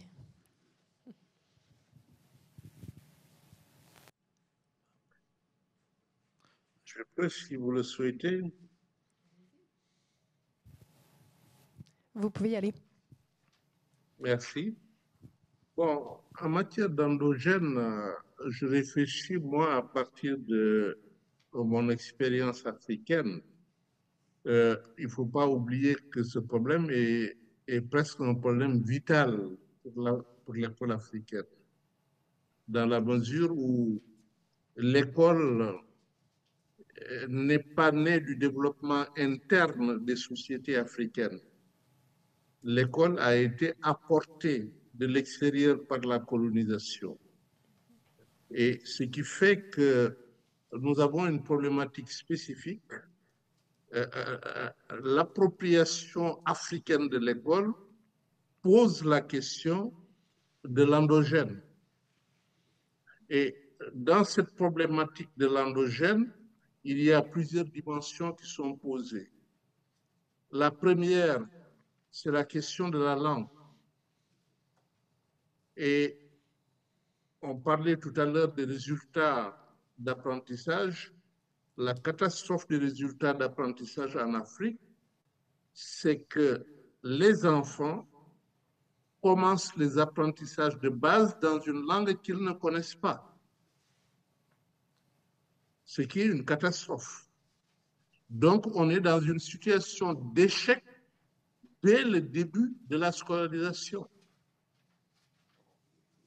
Et c'est pourquoi la question de la langue, Mona en a parlé, son institut fait un énorme travail sur cette question-là. Comment faire en sorte que la langue des premiers apprentissages soit la langue de première socialisation de l'enfant? Je dis toujours langue de première socialisation, je ne dis pas langue maternelle. La langue de première socialisation de l'enfant peut ne pas être la langue maternelle. Ce qui est important, c'est la langue de première socialisation. Et lorsqu'il apprend avec la langue de première socialisation, il a des chances de réussir les premiers apprentissages. S'il ne le fait pas, en fait, la réussite devient exceptionnelle. Mais ce n'est pas tout. C'est aussi les contenus enseignés. Qu'est-ce que ces contenus ont comme rapport avec les problématiques quotidiennes vécues par les enfants dans les sociétés, dans les communautés? Est-ce que les problématiques de santé, les problématiques d'environnement, les problématiques d'agriculture, en fait, toutes les problématiques qui sont liées à la vie quotidienne de l'enfant sont dans les contenus scolaires ou pas? Et la question, c'est que très souvent, cet enseignement est totalement fait pour l'enfant parce qu'éloigné de ce qu'il vit quotidiennement. Et ça, c'est une deuxième dimension après la langue, c'est les contenus d'enseignement. Je parlerai d'une troisième dimension et qu'on a évoquée un peu, l'appropriation par les communautés de l'école, la relation entre l'école et le milieu de vie. Les communautés ont des savoirs endogènes. Les communautés, sur toutes les questions qui intéressent les humains de manière générale, ont eu des traditions très longues de savoir. Et ces savoirs sont complètement ignorés par l'école et les communautés, de leur côté, considèrent que l'école leur est étrangère. Or, il existe beaucoup de ressources endogènes qui peuvent servir l'éducation des enfants.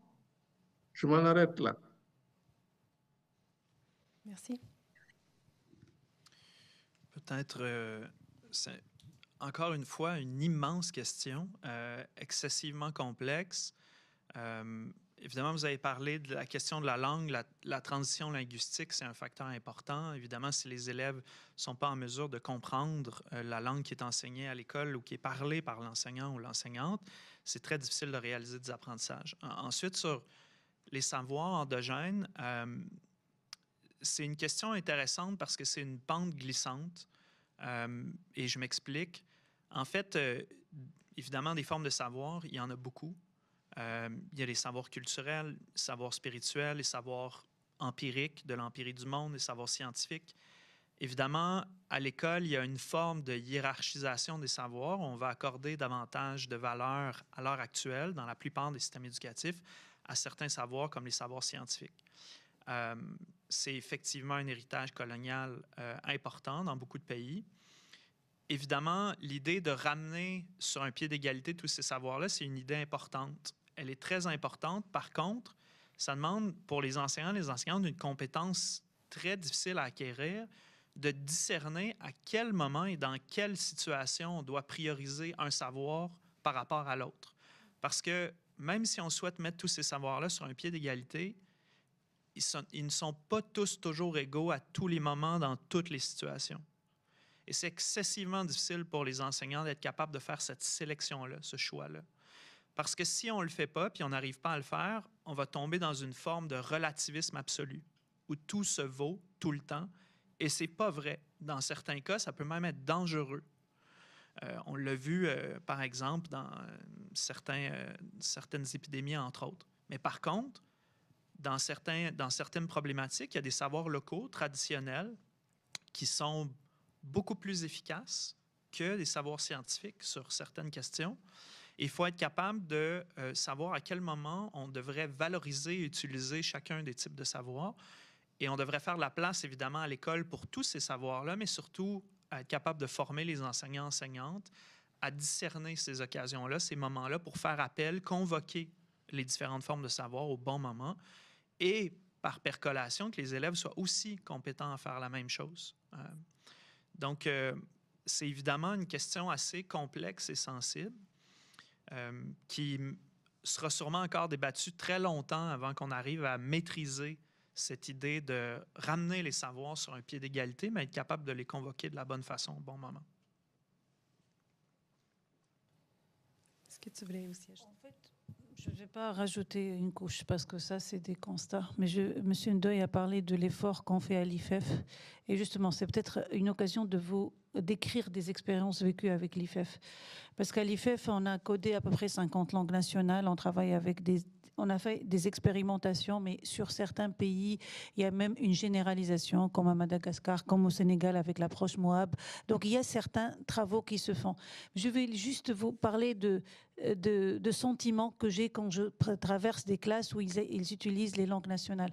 Tout d'abord, l'enfant qui est introverti devient un enfant très épanoui dans sa salle de classe parce qu'il comprend de quoi l'enseignant est en train de parler et aussi, il se sent utile parce que là, il a compris les sensations. D'ailleurs, on a tourné un film qui s'appelle « J'apprends si je comprends », qui a eu beaucoup de succès parce que c'est des événements comme ça séparés qui font la différence. Après, l'enfant aussi qui apprend dans sa première langue de socialisation, comme il a dit M. Ndoye, c'est un enfant qui valorise sa maman. Parce qu'il ne va pas dire que ma maman, elle ne comprend pas le français, donc c'est une ignorante, c'est une femme qui ne sert à rien. Non, la maman, elle est valorisée parce qu'elle sait compter dans une langue que lui aussi, il va l'utiliser.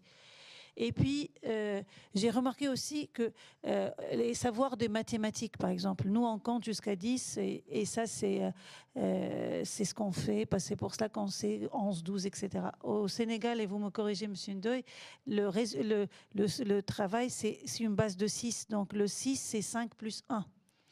Donc, si un enfant a toujours compté dans sa tête sur une base de 5 plus 1, 5 plus 2, et que le lendemain, il se retrouve dans une salle de classe où on compte 11, 12, 13 avec une base de 10, c'est normal qu'il soit en échec scolaire dans les mathématiques et c'est normal qu'il ne les comprenne pas. Donc, en fait, en regardant ça de plus proche, j'ai compris que la langue, non seulement c'est une langue d'enseignement, mais qu'on peut utiliser d'autres langues, mais c'est aussi une langue qui rapproche l'enfant de son environnement dans lequel il a toujours vécu et où il peut aller plus vite. Et c'est le cas où il y avait au Burkina Faso, où en enseignement primaire, grâce à l'approche Élan, justement, ils sont passés de 6 ans au primaire en 5 ans. Donc, ils ont gagné une année au primaire. D'ailleurs, très souvent, quand je vais voir le ministre, il me dit « Oui, madame, mais ça coûte cher ». J'ai dit « Oui, ça coûte cher, mais est-ce que ça coûterait moins cher ou plus cher que de gagner une année d'études au primaire ?» C'est ça, c'est juste pour dire que la solution, elle est là. Il faut que juste qu'on aille derrière cette solution. Merci. On vient de plonger davantage sur l'importance de prendre en compte les savoirs endogènes. Si on prend un pas de recul et qu'on regarde au niveau du contexte international, à votre avis, quelle devrait être la place de l'aide publique au développement dans le soutien, en fait, à la résilience et à l'adaptation de ces systèmes éducatifs?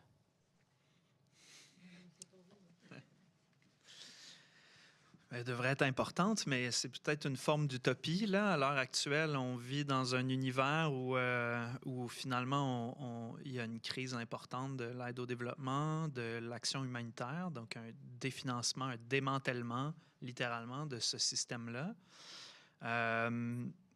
C'est aussi une époque où finalement, peut-être qu'on désinvestira dans certains secteurs pour réinvestir dans d'autres, comme dans l'armement ou le militaire. Donc, ça m'apparaît... évidemment qu'il faudrait investir davantage, mais ça m'apparaît complexe à l'heure actuelle.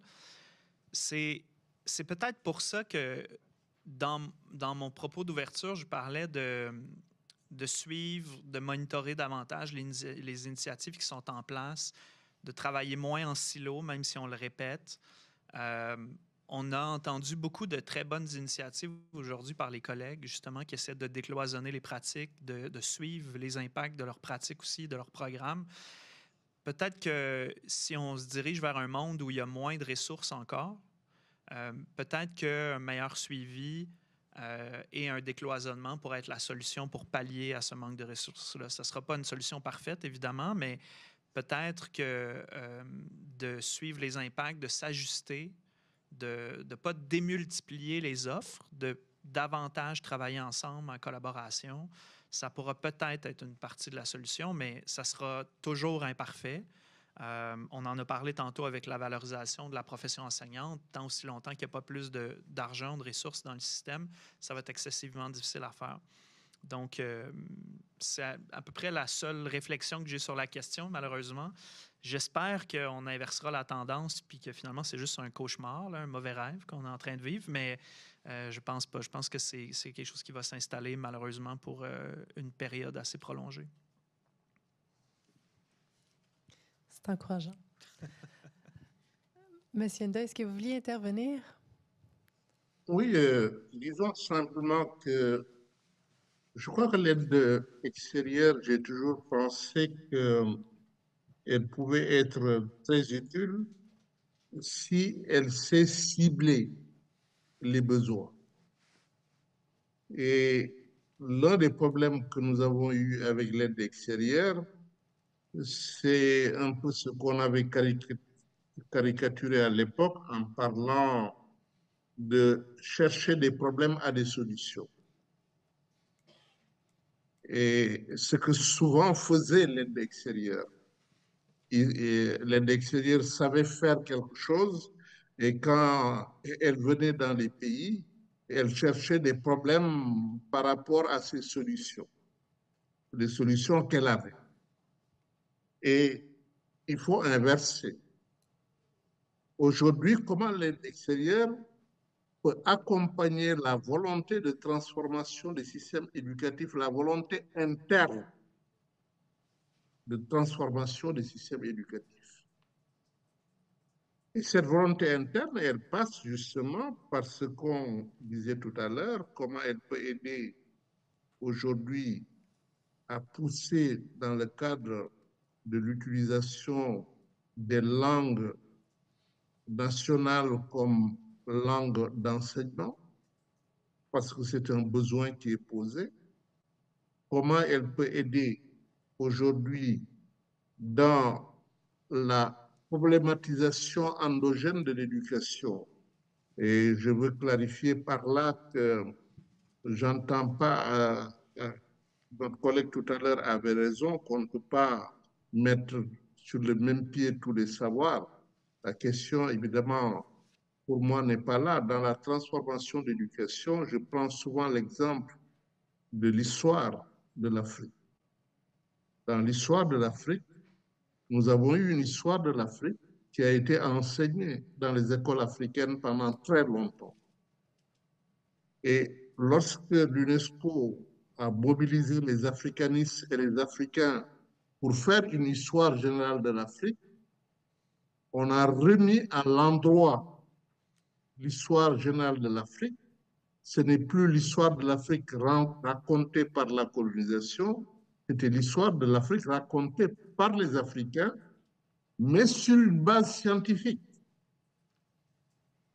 en prenant des sources qui sont des sources archéologiques, qui sont des sources linguistiques, qui sont des sources de l'histoire, mais provenant d'Afrique, et qui ont permis de réécrire l'histoire africaine avec de nouvelles catégories, avec une nouvelle périodisation qui n'est plus la reproduction ou le plaquage de l'histoire occidentale sur l'histoire africaine.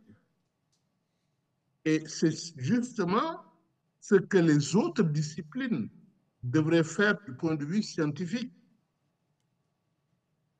en remettant en place une perspective africaine avec des problématiques africaines, mais travailler sur la base de méthodologies scientifiques.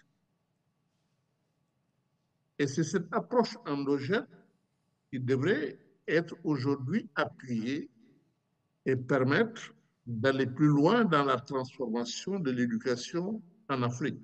Mais cela suppose que, évidemment, les Africains soient les pilotes de cette transformation. Et il faut que les communautés de base puissent jouer leur rôle et que leur agentivité soit renforcée, comme on l'a vu dans les exemples au niveau des contextes de crise, le rôle qu'elles ont pu jouer dans l'éducation et comment on peut renforcer leurs capacités. Merci. Merci. Je pense qu'après M. Ndoye, on n'a rien à rajouter. Mais bon, juste, moi, je suis aussi un peu sceptique sur les aides publiques au développement parce que même si l'USAID a retiré son financement, il n'y avait pas de raison pour que les autres pays retirent leur financement, sauf que pour investir plus dans leur sécurité et leur armement. Et ça fait un peu un déséquilibre parce que d'une part, c'est une tâche très noble, éduquer, former, permettre à la personne d'accéder à du savoir, et de l'autre côté, me permettre de me défendre pour éventuellement qu'il y ait quelqu'un qui va rentrer dans mes frontières. Alors que bon, bref, ça c'est mon point de vue sur l'aide publique au développement.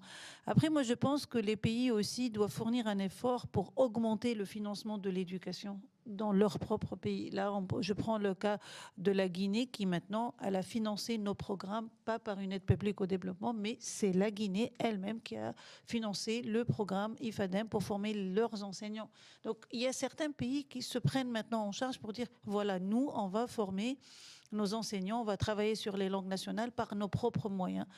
Après, M. Ndoye a dit qu'ils ont cherché des problèmes à des solutions, ça c'est vrai.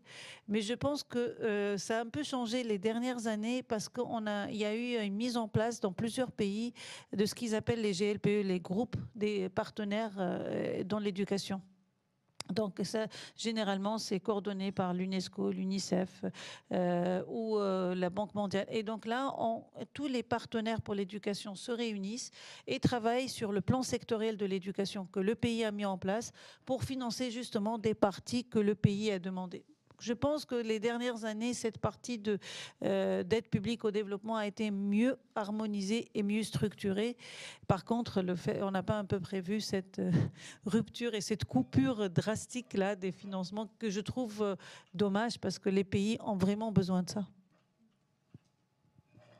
Merci pour vos réponses à tous les trois. On va maintenant ouvrir la période de questions avec la salle. Donc, si vous pouvez, il y a un micro à votre droite. Vous pouvez aller au micro et vous nommer, vous présenter avant de poser votre question. Je crois qu'il y avait déjà aussi une question en ligne. Exact. Tu peux y aller, Sarah. Donc, on a une question en ligne qui est très en continuité de la question qui a été posée précédemment. Donc, la question se lit comme suit. Est-ce que l'aide internationale sur le plan financier, donc quand on parle de subventions, continue d'être un moyen intéressant pour accroître la résilience à l'éducation ou plutôt doit-on voir l'aide internationale comme davantage une aide sur un plan du partage du savoir intellectuel à transmettre aux individus? Autrement dit, et là c'est une question beaucoup plus concrète, quel visage doit prendre l'aide internationale du Québec, du Canada ou d'autres pays pour soutenir cette résilience à l'éducation. Donc, ben, si je peux me permettre, je ne sais pas si dans la question, on sous-tend une forme d'asymétrie dans les savoirs ou les compétences qui viendraient du Nord, mais je pense que beaucoup de pays africains ont énormément de choses à nous apprendre sur la résilience des systèmes éducatifs et sur les situations d'urgence. Je pense que si on considère cet aspect-là, c'est-à-dire que l'aide monétaire serait moins présente et finalement, c'est surtout la circulation des savoirs et des idées qui permettrait de soutenir les systèmes éducatifs, il faudrait s'assurer d'une forme de réciprocité, assurément, parce qu'on a énormément de choses à apprendre de beaucoup de contextes, de pays, de régions, de gens qui évoluent dans des systèmes éducatifs qui sont sans cesse touchés par des crises. Et peut-être qu'effectivement, dans une certaine mesure, on peut partager une forme de savoir ou de connaissance. M. Ndoye disait, on sait faire des choses, puis on cherche des problèmes qui conviennent aux choses qu'on sait faire. Il faudrait éviter, encore une fois, de tomber dans ce piège-là et d'assurer une forme de réciprocité dans les échanges. Peut-être que c'est ça l'avenir, mais évidemment, ça ne construit pas des écoles, ça ne paye pas des manuels scolaires, ça ne paye pas des salaires d'enseignants non plus. Donc, c'est un peu limité, je pense, malgré tout. Je suis tout à fait d'accord. Il y a beaucoup de pays qui ont décidé, et c'est fabuleux, de prendre en charge davantage de responsabilités dans leur système éducatif avec leur propre financement interne.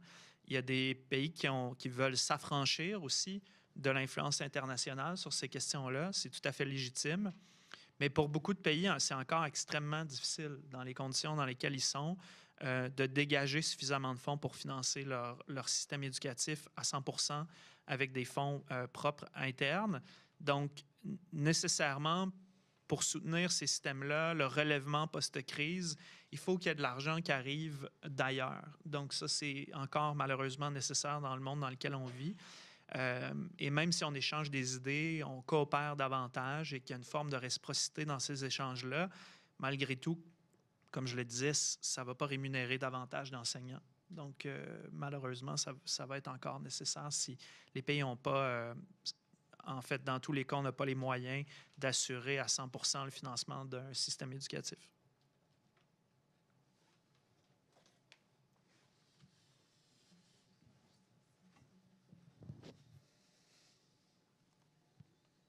Vous nous faites signe, M. Ndoye, si vous voulez intervenir. Oui, mais ça, c'est juste pour dire que l'aide internationale, d'abord en termes de volume, comme le disait tout à l'heure notre collègue, n'est pas très déterminante. Parce que dans la plupart des pays, l'aide internationale correspond dans l'éducation à peu près à 5% du total du volume de dépenses de l'éducation. 5% dans la plupart des pays. Ça veut dire que ça n'occupe pas une très grande part. Il y a des pays où ça n'arrive même pas à 5%. Et le plus gros donc du financement de l'éducation provient effectivement des pays eux-mêmes. Donc là, il y a une première question qui est posée. Lorsque ce volume n'est pas aussi significatif, comment il peut être efficace? Eh bien, il peut être efficace selon son positionnement. Parce qu'il y a des domaines dans lesquels, généralement, le financement interne, j'allais dire, finance essentiellement le quotidien du fonctionnement du système. Mais lorsqu'il y a des surcoûts qu'engendrent, par exemple, des réformes à mettre en œuvre, généralement, il n'y a pas d'argent pour ça. Et lorsque donc le financement extérieur se positionne sur ça, il peut avoir un effet de levier sur le système. Et cette réflexion également doit être menée à la fois par les pays comme par les coopérations pour voir un peu comment mieux positionner l'aide pour qu'elle soit plus efficace. Maintenant, il y a plusieurs considérations de solidarité internationale. Il y a aussi un aspect de partage de connaissances, c'est tout à fait clair, de partage de connaissances et d'expériences. Mais de l'autre côté, il y en a qui considèrent aussi que tout cela, ce n'est pas de l'aide, c'est de la réparation, compte tenu de l'histoire. Compte tenu de l'histoire et de ce que, en tout cas en Afrique, les jeunes sont beaucoup mobilisés sur ça, en se disant il y a une histoire de réparation. Parce que l'Afrique a subi un piège tel que ce soit un piège humain ou un piège des ressources naturelles, qu'aujourd'hui, la question, c'est une question de réparation. Merci. Oui. On peut y aller avec votre question. Oui, merci beaucoup pour l'éclairante conversation et les présentations. Ma question porte sur la conversation qu'on a maintenant, que vous avez explorée déjà, mais je me permets de la relancer parce que, bon, vous parliez de réparation, on parle que l'aide n'est pas importante dans le domaine de l'éducation, certainement au niveau gouvernemental. Il n'en demeure pas moins que les structures d'aide internationale, comme Olivier le disait, sont en train de s'effondrer, hein, alors que ce soit un petit pourcentage global sur les gouvernements. C'est peut-être le cas, effectivement, pour certains pays africains. Ce n'est pas le cas partout, comme on sait, notamment en éducation en situation d'urgence. C'est des programmes très, très précis, très nichés, qui étaient déjà sous-financés, on le sait très bien. Alors, la question un peu prospective, c'est que, bon, malheureusement, dans le contexte actuel où les Américains ont clairement mis de l'avant ou poursuivi, je dirais, l'idée que l'aide était inutile. Alors, non seulement on ne parle pas de réparation, mais on est vraiment dans un moment de notre histoire où notre secteur est directement attaqué. Hein, donc, alors, c'est une réalité. Quel est le futur de l'éducation en situation d'urgence, compte tenu que des grands programmes onusiens derrière savent pas comment ils vont faire leur budget de l'année qui vient. Actuellement, on compense un peu par-ci, par-là, mais c'est pas seulement les Américains, on le sait très bien. Il y avait déjà une longue feuille de route de diminution financière de la Belgique, l'Union européenne, les pays scandinaves, le Royaume-Uni également. Alors, on est vraiment en situation de crise à l'intérieur du système. Et aussi optimiste que j'essaie de l'être, j'essaie de voir comment et puis particulièrement peut-être avec des cas concrets, ma question est longue, là, je fais un long préambule, mais avec des cas concrets, Olivier, là où tu travailles, où vous travaillez avec la Fondation Paul Gérin-Lajoie et ailleurs, des cas concrets, quel est le futur de ça dans les 2, 3, 4, 5 prochaines années à la lumière de cet effondrement-là?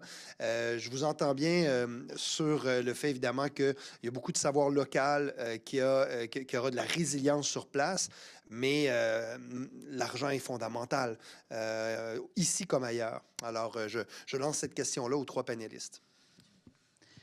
Alors, on m'a donné le micro, donc je vais le prendre. C'est vrai que l'argent, c'est le nerf de la guerre. On ne peut pas faire autrement. On ne peut pas se mentir. Je pense que la situation actuelle, et on va pouvoir vivre et survivre les 6 mois qui restent, plus 2026, sur les budgets qui étaient là. Et je pense qu'en 2027, cette situation de crise ne va pas être résolue par des organismes onusiens ou les nôtres, mais ça va être des associations locales sur place qui vont prendre le relève sur les grands systèmes onusiens. Donc, et là, il va y avoir des petits financements à droite, à gauche, de petits projets.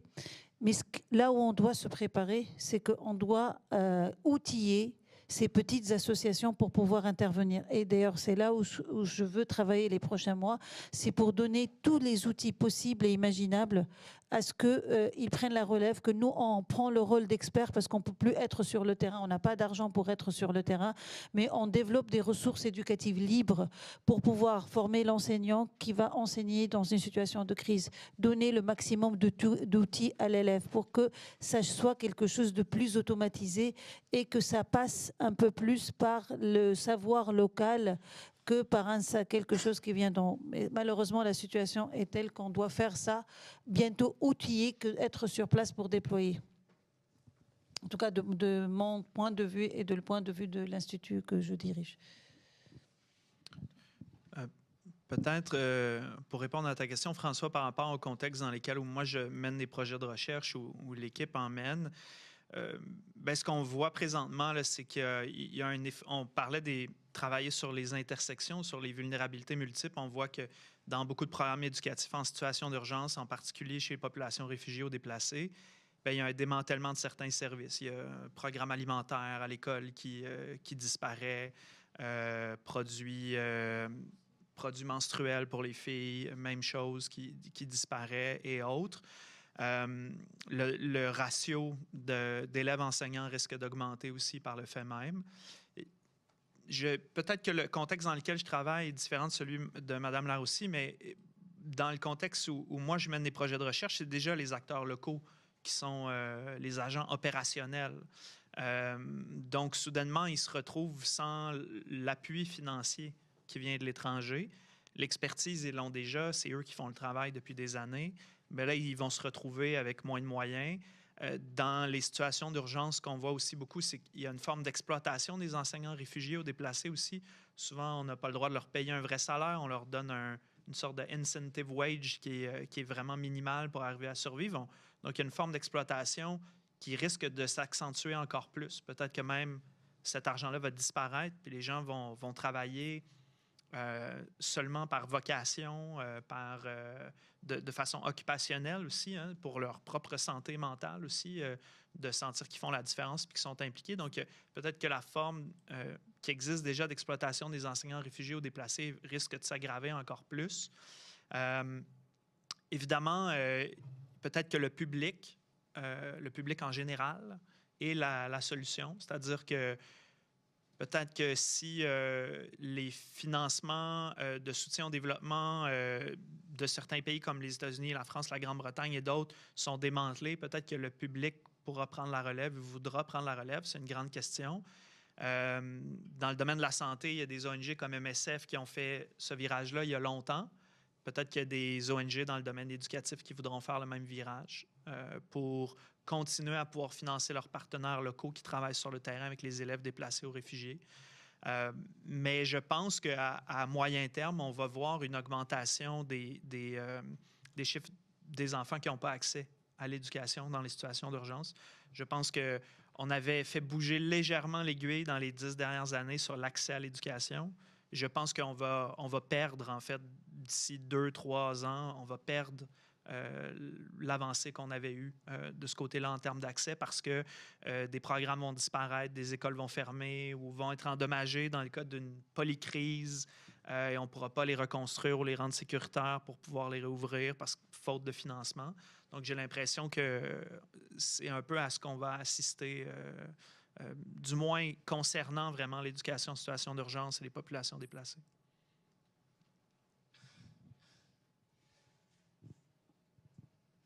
Est-ce que vous souhaitiez ajouter quelque chose, M. Ndoye? Je ne sais pas, mais je ne suis pas très pessimiste en ce qui me concerne. Pour une raison simple, c'est que je suis plutôt du côté des gens qui pensent que ça va libérer des énergies au niveau local. Que ça va permettre de valoriser des choses qui dormaient jusqu'ici. Et un potentiel qui était là, qu'on n'a pas valorisé, un potentiel endogène qu'on n'a pas valorisé. Et moi, je suis dans cette perspective, donc ça va quelque part permettre aux gens de compter plus sur eux-mêmes. Et je crois que c'est essentiel. Maintenant, ce qui restera important, c'est l'aspect solidarité internationale dont parlait tout à l'heure notre collègue, avec les forces de progrès qui s'organisent partout dans le monde pour pouvoir un peu trouver d'autres formes de coopération qui ne sont pas les formes de coopération traditionnelles.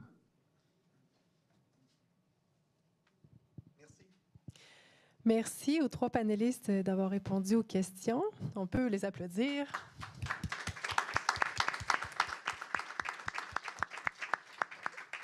On arrive tout doucement à la fin de notre panel, donc j'inviterai M. François Gérin-Lajoie pour un mot de clôture.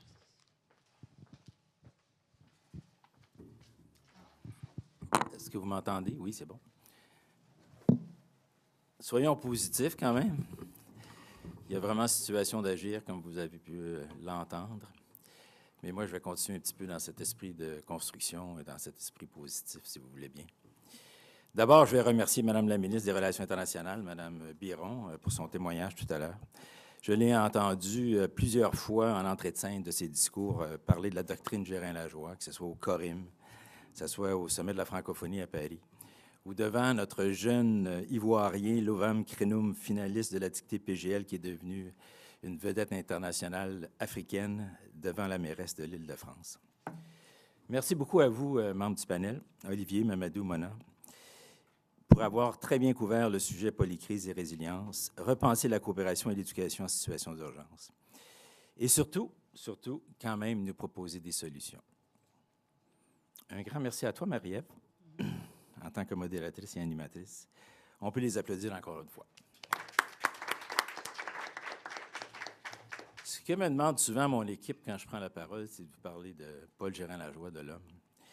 C'est ce que je vais faire pour avoir quand même passé quelques années avec lui. Alors moi, ça me fait toujours plaisir de parler de cet homme, de ce visionnaire qui était Paul Gérin-Lajoie et de son legs vivant, finalement, sa fondation éponyme et sa fameuse dictée PGL. En fait, 2 composantes qui ne font qu'une à la Fondation Paul Gérin-Lajoie. Au niveau de la première et de son combat de toute une vie pour l'éducation, je vais vous citer 2 paragraphes de sa vision de l'an 2000, présentée au Corim le 6 avril 2000, il y a déjà 25 ans. Je vous lis. Je le cite. « Notre combat et nos alliés. S'engager dans une révolution, c'est s'engager dans un combat de transformation sociale qualitative, un combat pour une cause, pour des intérêts et pour un nouvel ordre. Un combat contre des oppositions, des résistances et un ordre ancien. Un combat en association avec des alliés et des partenaires. En l'occurrence, la cause est celle de l'éducation pour tous. Les intérêts sont ceux des enfants et le nouvel ordre est celui d'un développement durable. Les partenaires sont les gouvernements et les acteurs du milieu scolaire décentralisé et des communautés de base parmi les plus défavorisées du monde. Les résistances sont celles de routines de fonctionnement transmises par les institutions et de situations personnelles acquises au cours des années. L'ordre ancien est celui du mal-développement. Pourquoi la population du Canada doit-elle appuyer un combat et soutenir la Fondation Paul Gérin-Lajoie qui s'y est engagée? Tout d'abord par compassion, par sentiment humanitaire, par solidarité avec les enfants et les parents qui sont privés de tous les avantages éducatifs et sociaux dont nous bénéficions au Canada et dans les autres pays les plus favorisés de la planète. Comme le rappelle l'écrivain John Saul, cette idée de la compassion pour autrui est le caractère essentiel de la condition humaine. Il s'agit d'un combat humanitaire et humaniste qui fait appel à la fois à la conscience et au cœur de tous les hommes et de toutes les femmes. C'est aussi par intérêt bien compris, car le village planétaire qui est devenu notre monde ne permettra pas à une humanité riche de se protéger d'une humanité pauvre par une sorte de muraille de Chine. Au contraire, il impose et imposera de plus en plus un développement solidaire, car les misères des uns n'épargneront pas les autres. C'est un peu fou de parler de la muraille de Chine aujourd'hui.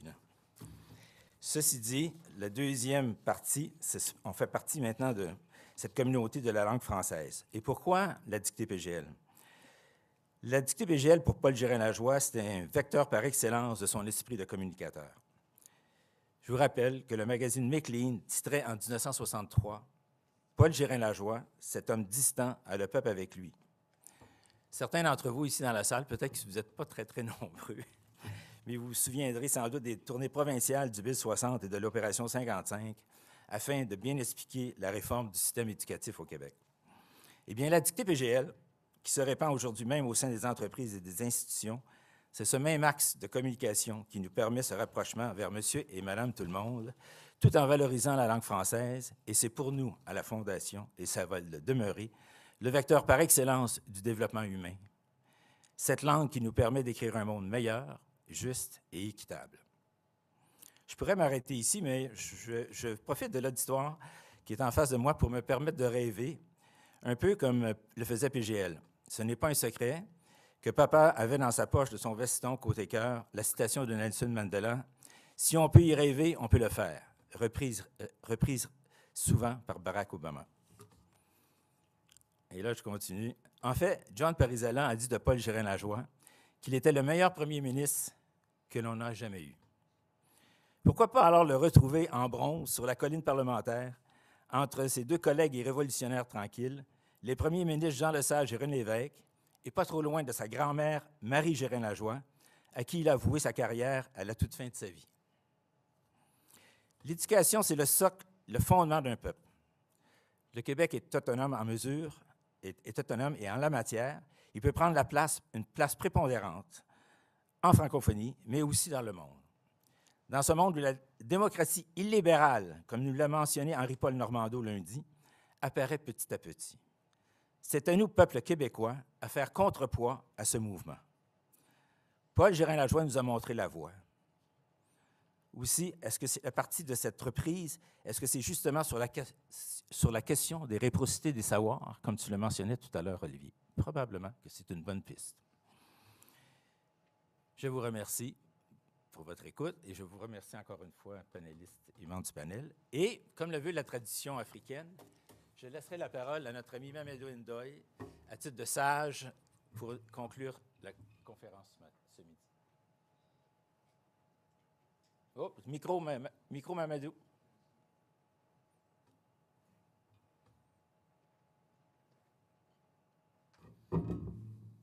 Ça y est, vous m'entendez? Oui. Merci François pour ce mot de la fin. Paul Gérin-Lajoie m'a marqué en tant que personne. Ce que j'ai retenu de lui lors de nos rencontres et de nos conversations, c'est d'abord son fond humaniste. Et cet humanisme est considéré comme créateur, comme transformateur. Il avait confiance en l'homme. Il croyait que l'homme était sur terre pour construire un monde meilleur, était sur terre pour rendre les autres hommes heureux. Et c'est ce qu'il a investi aussi dans le domaine de l'éducation, en adhérant pleinement à la cause des enfants et en menant la bataille pour que le dernier quart flux de l'éducation soit inclus dans l'éducation. Et il en a donné l'exemple au Sénégal et dans d'autres pays où il a lancé des initiatives qui aujourd'hui ouvrent une voie à la Fondation, la voie d'une solidarité humaine en faveur de l'épanouissement de tous les enfants, donc de tous les humains. Qu'on rende hommage à cet homme et surtout qu'on lui soit fidèle en continuant son œuvre. Merci.